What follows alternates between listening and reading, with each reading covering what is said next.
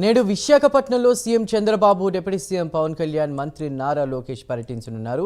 ఇప్పటికే సేనతో సేనాని కార్యక్రమంలో భాగంగా డిప్యూటీ సీఎం పవన్ కళ్యాణ్ విశాఖలోనే ఉన్నారు.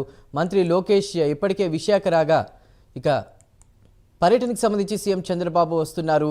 వేర్వేరు కార్యక్రమాల్లో CM Chandrababu, deputy CM Pawan Kalyan, మంత్రి లోకేష్ పాల్గొనున్నారు.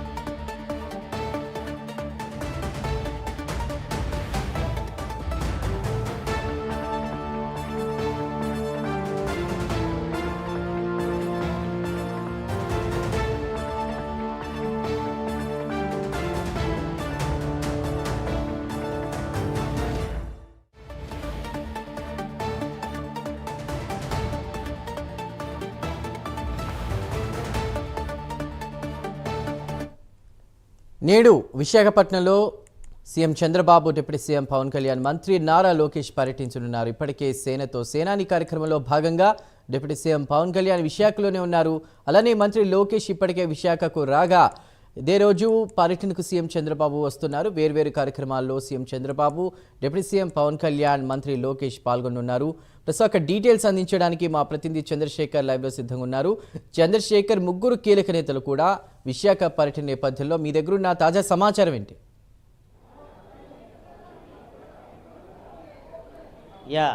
Good morning Chandu. చూసుకుంటే ఈరోజు విశాఖలో ప్రముఖులు తాకిడి ఉందని చెప్పుకోవాలి. ముగ్గురు మంత్రులు కూడా విశాఖలోనే ఈరోజు పర్యటిస్తున్నటువంటి పరిస్థితి ఉందని చెప్పుకోవాలి. ముఖ్యమంత్రి నారా చంద్రబాబు నాయుడుతో పాటు డిప్యూటీ సీఎం పవన్ కళ్యాణ్, రాష్ట్ర ఐటీ శాఖ మంత్రి నారా లోకేష్ కూడా విశాఖలోనే ఈరోజు అయితే పర్యటించేటటువంటి పరిస్థితి కనిపిస్తుంది. అయితే 3 రోజుల పర్యటనలో భాగంగా ఇప్పటికే విశాఖ విచ్చేసినటువంటి రాష్ట్ర ఉప ముఖ్యమంత్రి పవన్ కళ్యాణ్తో పాటు ఐటీ మంత్రి నారా లోకేష్ కూడా రావడం అయితే జరిగింది. అలాగే ఈరోజు మధ్యాహ్నానికి నారా చంద్రబాబు కూడా విశాఖ అయితే వస్తున్నారు. అయితే ఈ విశాఖలో జరిగేటటువంటి పలు వేరువేరు కార్యక్రమాలు కూడా వీరంతా కూడా పాల్గొంటున్నటువంటి పరిస్థితి కనిపిస్తుంది. ప్రస్తుతం మనం చూసుకుంటే విశాఖ తెలుగుదేశం పార్టీ కార్యాలయం వద్ద ఉన్నాం. పార్టీ కార్యాలయం వద్ద చూసుకుంటే మంత్రి నారా లోకేష్ని కలిసేందుకు పెద్ద ఎత్తున కూడా కార్యకర్తలంతా కూడా చేరుకోవడం జరిగింది. అలాగే విశాఖ ప్రజలు కూడా నారా లోకేష్కి అయితే వినతి పత్రాలు కూడా అందిస్తున్నటువంటి పరిస్థితి ఉన్నాయని చెప్పుకోవాలి. ఏదైతే ముఖ్యంగా ఈరోజు చూసుకుంటే ఈరోజు వైజాగ్ కన్వెన్షన్ హాల్లో జరిగేటటువంటి ఐసీఏఐకి సంబంధించినటువంటి ఏదైతే డేటా సెంటర్ ఏదైతే ఉందో దానికి సంబంధించినటువంటి కార్యక్రమాలపైన అయితే ఈరోజు నారా లోకేష్ అయితే విశాఖలో అయితే పర్యటించనున్నారు. దీనికి సంబంధించినటువంటి అన్ని ఏర్పాట్లు కూడా ఇప్పటికే అధికారులు అయితే చేసిన పరిస్థితి కనిపిస్తుంది. ప్రధానంగా చూసుకుంటే ఏదైతే విశాఖలోని ఈరోజు పలు కార్యక్రమాలు కూడా మంత్రి నారా లోకేష్ అయితే పాల్గొనేటటువంటి పరిస్థితి అయితే కనిపిస్తుంది. ముఖ్యంగా చూసుకుంటే చంద్రయ్యపాలెంలో ఉన్నటువంటి ప్రభుత్వ పాఠశాలలో ఏర్పాటు చేసినటువంటి ఏఐ ల్యాబ్ను కూడా మంత్రి నారా లోకేష్ అయితే ప్రారంభించనున్నారు. అలాగే ఈరోజు ఉదయం 10 గంటలకి పార్టీ కార్యాలయం వద్ద నుంచి కూడా నారా లోకేష్ అయితే వి కన్వెన్షన్ సెంటర్కి అయితే చేరుకున్నారు. వి కన్వెన్షన్ సెంటర్లో అక్కడ అధికారులు ఏర్పాటు చేసినటువంటి ఐసీఏఐకి సంబంధించినటువంటి ఆ కార్యక్రమాలు కూడా మంత్రి నారా లోకేష్ అయితే పాల్గొంటారు. అక్కడ నుంచి నేరుగా కూడా చంద్రయ్యపాలెం వెళ్ళి చంద్రయ్యపాలెంలో ఉన్నటువంటి ప్రభుత్వ పాఠశాలలో ఏర్పాటు చేసినటువంటి ఏఐ ల్యాబ్ను కూడా ఆయన అయితే ప్రారంభిస్తారో అక్కడి నుంచి నేరుగా కూడా రోడ్డు మార్గం కూడా వెళ్ళి ఏదైతే విశాఖ బీచ్ రోడ్లో ఉన్నటువంటి రాడిసన్ బ్లూ హోటల్ ఏదైతే ఉందో రాడిసన్ బ్లూ హోటల్కి చేరుకుని రాడిసన్ బ్లూ హోటల్లో ఏర్పాటు చేసినటువంటి ఏఐ సెంటర్స్ ఏదైతే ఉందో ఏఐ సెంటర్కి సంబంధించినటువంటి వర్చువల్గా కూడా ఆయన అయితే ప్రారంభించేటటువంటి పరిస్థితి అయితే కనిపిస్తుంది. అనంతరం అక్కడ నుంచి నోవాటల్ హోటల్కి చేరుకుని నోవాటల్ హోటల్లో టీడీపీ నాయకులు, కార్యకర్తలు, అలాగే ఎమ్మెల్యేలు, మంత్రులతో కూడా నారా లోకేష్ అయితే సమావేశం కానున్నారు. అలాగే ఈరోజు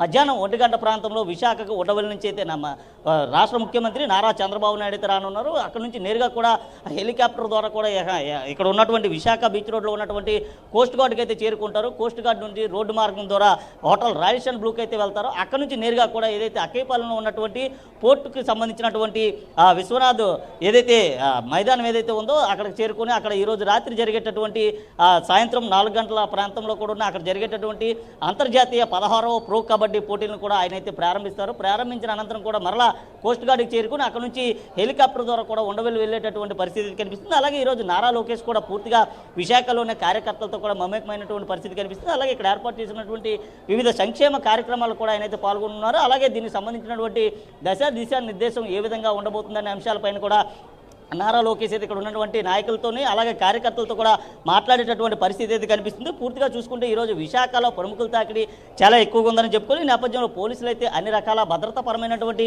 చర్యలు అయితే చేపట్టారు. మధ్యాహ్నం ఆ రాష్ట్ర ముఖ్యమంత్రి రానున్న నేపథ్యంలో ఇప్పటికే విశాఖలో ఉన్నటువంటి ట్రాఫిక్ ఏదైతే ఉందో ట్రాఫిక్ సమస్యని తక్షణం పరిష్కరించే విధంగా ఇప్పటికే ట్రాఫిక్ మళ్లింపును కూడా చేపట్టినటువంటి పరిస్థితి ఉంది. అలాగే నారా లోకేష్ వెళ్ళేటటువంటి రోడ్డు మార్గం ఏదైతే ఉందో రోడ్డు మార్గం కూడా ట్రాఫిక్ ఏదైతే ఉందో ఆ ట్రాఫిక్ను కూడా మళ్లించేటటువంటి పరిస్థితి అయితే కనిపిస్తుంది. ఉదయం 10 గంటలు ప్రారంభమైనటువంటి కార్యక్రమాలు ఏవైతే ఉన్నాయో ఆ కార్యక్రమాలు సాయంత్రం 5 గంటల వరకు కూడా ముగిసేటటువంటి అవకాశం అయితే కనిపిస్తుంది. అనంతరం నారా లోకేష్ అయితే జరిగేటటువంటి కార్యక్రమాల్లో పాల్గొని మరలా టీడీపీ పార్టీ కార్యాలయానికి అయితే చేరుకుంటారు. టీడీపీ పార్టీ కార్యాలయానికి చేరుకున్న తర్వాత ఇక్కడ నుంచి మరలా రేపు ఉదయం నుంచి కూడా కార్యకర్తలు మధ్యాహ్నం 1 గంట వరకు కూడా అందుబాటులో ఉండేటటువంటి పరిస్థితి కనిపిస్తుంది. 1 గంట తర్వాత విశాఖ విమానాశ్రయానికి చేరుకున్నటువంటి మంత్రి నారా లోకేష్ అక్కడి నుంచి అయితే విజయవాడ నుంచి ఉండవెల్లి వెళ్ళేటటువంటి పరిస్థితి అయితే కనిపిస్తుంది. చందు